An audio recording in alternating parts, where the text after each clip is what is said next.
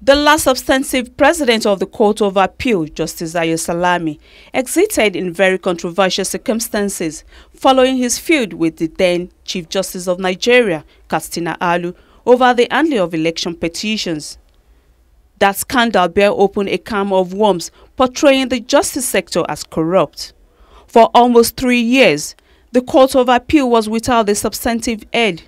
The new president now has the enormous responsibility on her hands, considering the critical role of the appellate court, especially in electoral disputes as the 2015 election approaches. In a critical election time, we believe that she has had the experience and the capacity to hold the court together, to reorganize the court, to re-energize the court, and to inspire the justices of the Court of Appeal to rise up to the enormous challenges they must assume, especially with the onset of pre-election cases and ultimately after the election petitions that will go before the tribunals and go before the Court of Appeal. Bukachua herself is not new to controversy. Besides that, Bukachua's appointment was said to have violated the long-standing tradition of appointing the most senior judicial officer as the head of the court. The challenge for the new president of the appeal court will now be to rise above a seemingly flawed process to serve her father's land creditably, courageously and transparently. I expect the best from the Court of Appeal. We are full now, we have 90 justices.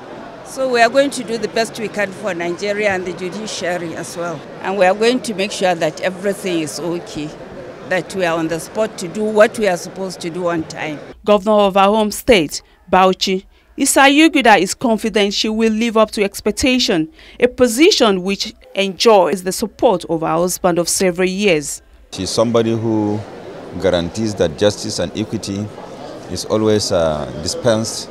She eminently deserves it. She's qualified for the seat. She deserves it, but all praises be to Allah, and He made this impossible. Some lawyers are also confident she will live Caesar's wife's life above board. This will be a very good opportunity for her to showcase those administrative skills which some of us know she naturally possesses. To show that what men can do, that women can also do, if not better. So I think that I'm also, because of her background, I'm very confident that she cannot be found in anything to do with corrupt practices.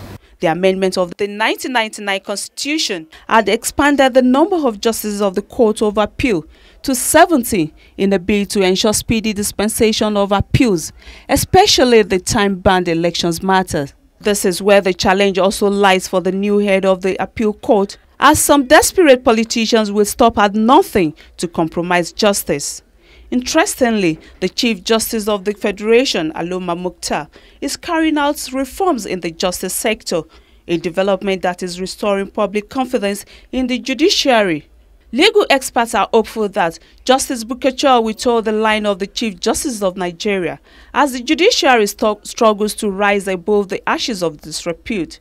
Both Justice Mukhtar and Justice Bukachua have something in common. While Aloma Mukhtar is the first female Chief Justice of the Federation, Justice Bukachua, on the other hand, is the first female president of the Court of Appeal. Aged 64, Justice Bukachua became a judge of the Bauchi State High Court in 1987.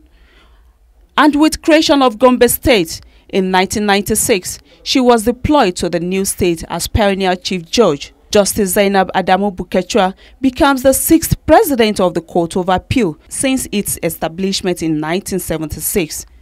Wumi Obaburi, AIT News, Abuja.